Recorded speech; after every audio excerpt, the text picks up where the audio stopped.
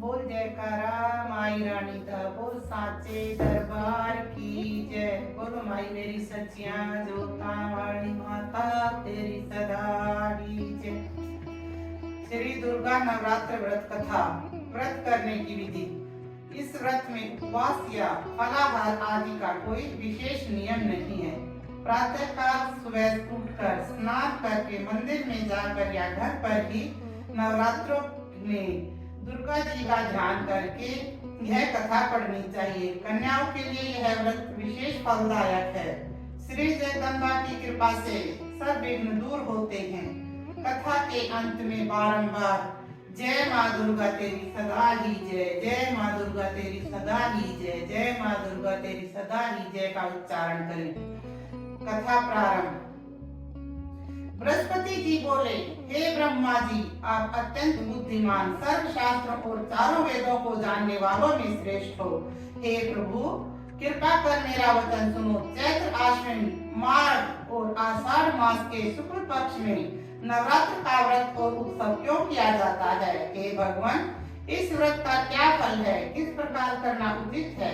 और पहले इस व्रत को किसने किया, तो विस्तार से कहो।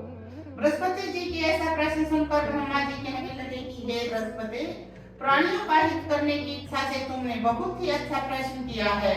जो मनुष्य मनोरथ पूर्ण करने वाली भगवती दुर्गा का ध्यान करते हैं वे मनुष्य धन्य हैं। यह नवरात्र व्रत संपूर्ण कामनाओं को पूर्ण करने वाला है। इसको करने से पुत्र चाहने वाले को पुत्र, धन चाहने वाले को धन और विद्या चाहने वाले को विद्या मिल सकती है। इस व्रत के करने से रोगी मनुष्य का रोग दूर हो जाता है और कारागार में पड़ा हुआ मनुष्य बंधन से छूट जाता है। मनुष्य की तमाम विपत्तियां दूर हो जाती हैं और उसके घर में संपूर्ण संपत्तियां आकर उपस्थित हो जाती हैं। बंधा और बंधा के इस व्रत के करने से पुत्र हो जाता है। समस्त पापों को दूर करने वाले इस व्रत को करने से कौन सा मनोरथ है जो सिद्ध नहीं हो सकता?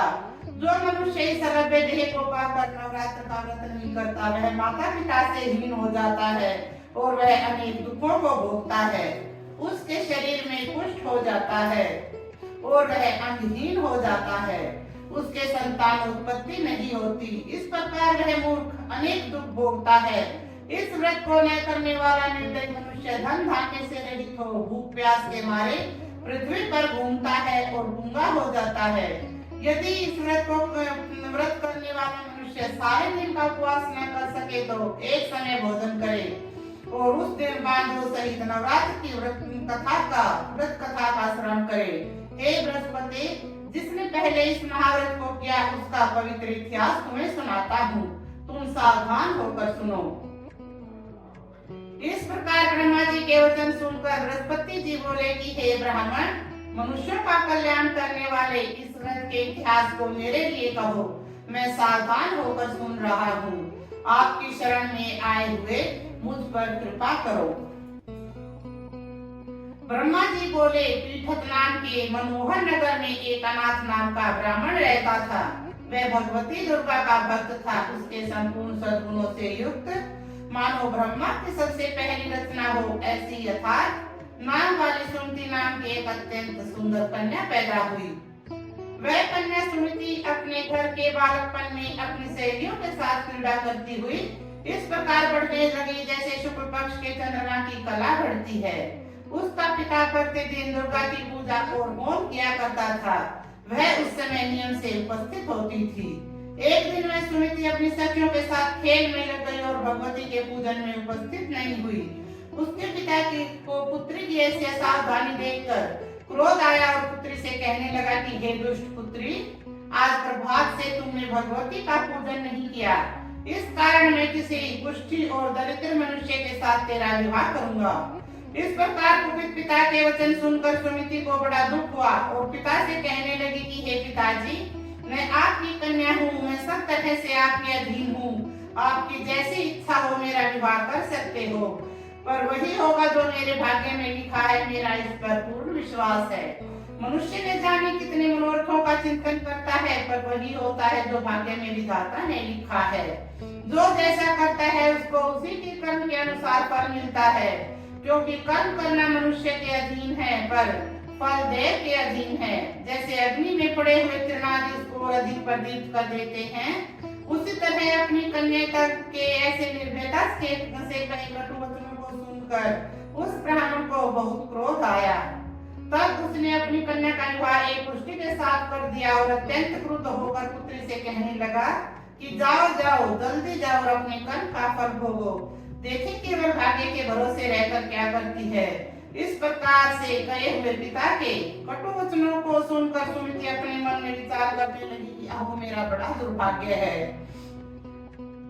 जिससे मुझे ऐसा पति मिला। इस तरह ने अपने दुख पर विचार करती हुई वह सुमिति अपने पति के साथ वन में चली गई और भयानक वन में कुशायुक्त स्थान पर वह रात उन्होंने बड़े कष्ट से व्यतीत की। उस गरीब बालिका की ऐसी दशा देखकर भगवती पूर्व पुण्य के प्रभाव से प्रकट होकर सुमिति से कहने लगी कि हे देवी, मैं तुम पर प्रसन्न हूँ, तुम जो चाहो वरदान मांग सकती हो, मैं प्रसन्न होने पर मन वांछित फल देने वाली हूँ। इस प्रकार भगवती दुर्गा का वचन सुनकर ब्राह्मणी कहने लगी कि आप कौन है जो मुझ पर प्रसन्न है, यह सब मेरे लिए कहो और अपनी कृपा दृष्टि से मुझ दीन दासी को कृतार्थ करो। ऐसा ब्राह्मणी का वचन सुनकर देवी कहने लगी कि मैं आदि शक्ति और मैं ही ब्रह्म विद्या और सरस्वती हूँ। मैं प्रसन्न होने पर सब प्राणियों के दुख दूर कर उनको सुख प्रदान करती हूँ। हे ब्राह्मणी, मैं तुम पर तेरे पूर्व जन्म के पुण्य के प्रभाव से प्रसन्न हूँ। तुम्हारे पूर्व जन्म का वृत्तांत सुनाती हूँ, सुनो। तू पूर्व जन्म में एक निषाद वीर की स्त्री थी और अति पतिव्रता थी। एक दिन तेरे पति निषाद ने चोरी की और चोरी करने के कारण तुम दोनों को सिपाहियों ने पकड़ लिया और ले जाकर जेल खाने में कैद कर दिया। उन लोगों ने तेरे को और तेरे पति को भोजन भी नहीं दिया। इस प्रकार नवरात्र के 9 दिनों में तुमने न तो कुछ खाया और न ही जल पिया, इसलिए 9 दिनों तक नवरात्र का व्रत हो गया। हे ब्राह्मणी, उन दिनों में जो व्रत हुआ उस व्रत के प्रभाव से प्रसन्न होकर मैं तुम्हें मनवांछित फल दे रही हूँ। तुम्हारी जो इच्छा हो सो मांगो। इस प्रकार दुर्गा के कहे वचन सुनकर ब्राह्मणी बोली कि हे दुर्गे, अगर आप मुझ पर प्रसन्न हैं तो मैं आपको प्रणाम करती हूँ। कृपा करके मेरे पति के कोढ़ को दूर करो। देवी कहने लगी कि उन दिनों में जो तुमने व्रत किया उसके एक दिन का पुण्य अपने पति के कोढ़ को दूर करने के लिए अर्पण करो। मेरे प्रभाव से तेरे पति का शरीर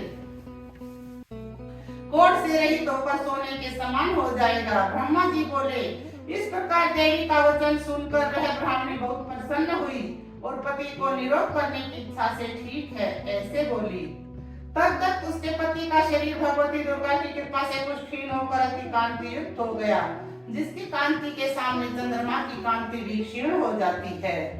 वह ब्राह्मणी पति की मनोहर देह को देखकर और देवी को अति पराक्रम वाली समझकर स्तुति करने लगी कि हे दुर्गे, आप दुर्गति को दूर करने वाली, तीनों जगत का संताप हरने वाली, समस्त दुखों को दूर करने वाली, रोगी मनुष्यों को निरोग करने वाली, प्रसन्न होने पर मनवांछित वस्तु देने वाली हो और दुष्ट मनुष्यों का नाश करने वाली हो। तुम ही सारे जगत की माता और पिता हो। हे अम्बे, मुझ अपराध रहित अबला की मेरे पिता ने कुष्ठा के साथ विवाह कर मुझे घर से निकाल दिया। उसके निकाली हुई मैं पृथ्वी पर घूमने लगी। आपने ही इस आपत्ति रूपी समुद्र से मेरा उद्धार किया है। हे देवी, मैं आपको प्रणाम करती हूँ। कृपा कर प्रणाम करती हूँ, मुझ दीन की रक्षा करो। ब्रह्मा जी बोले, हे बृहस्पति, इस प्रकार सुमिति ने मन से देवी की स्तुति की और उससे की हुई स्तुति को सुनकर देवी को बहुत संतोष हुआ और वह ब्राह्मणी से कहने लगी कि हे ब्राह्मणी, तुम्हारे उदाले नाम का एक अति बुद्धिमान, धनवान, कीर्तिमान और जितेंद्रिय पुत्र शीघ्र ही होगा। ऐसा कहकर वह देवी उस ब्राह्मणी से फिर से कहने लगी कि हे ब्राह्मणी, और जो कोई तुम्हारी इच्छा हो वह मनवांछित वस्तु मांग सकती हो। हे भगवती दुर्गे, फिर से मांग सकती हो। भगवती दुर्गा का वचन सुनकर सुमिति बोली कि हे भगवती दुर्गे, अगर आप मुझ पर प्रसन्न हैं तो उस विधि और फल को विस्तार से वर्णन करें जिससे आप प्रसन्न होती हैं। इस प्रकार ब्राह्मणी के वचन सुनकर माँ दुर्गा कहने लगी कि हे ब्राह्मणी, मैं तुम्हारे लिए संपूर्ण पापों को दूर करने वाली नवरात्र व्रत की विधि बतलाती हूँ, जिसको सुनने से तमाम पापों से छूटकर मोक्ष की प्राप्ति हो जाती है। आश्विन मास के शुक्ल पक्ष की प्रतिपदा से लेकर 9 दिन तक विधि पूर्वक व्रत करें। यदि दिन भर का व्रत नहीं कर सके तो एक समय भोजन करें और पढ़े लिखे ब्राह्मणों से पूछकर घट की स्थापना करें और वाटिका बनाकर उसको प्रतिदिन जल से सींचें। महाकाली, महालक्ष्मी और महासरस्वती की मूर्तियां बनाकर उसकी नित्य विधि सहित पूजा करें और पुष्पों से विधि पूर्वक अर्घ्य दें। विद्योरा के फूल से अर्घ्य देने से रूप की प्राप्ति होती है, जायफल से कीर्ति, दाग से कार्य सिद्धि होती है, आंवले से सुख और केले से भूषण की प्राप्ति होती है। इस प्रकार फलों से अर्घ्य दे यथाविधि हवन करें। खांड की, गेहूं, शहद, दूध, तिल, बिल्व, नारियल, दाख और कदम, इनसे हवन करें। गेहूं से होम करने से लक्ष्मी की प्राप्ति होती है। खीर व चंपा के पुष्पों से धन और पत्तों से तेज एवं सुख की प्राप्ति होती है। आंवले से कीर्ति और केले से पुत्र प्राप्ति होती है।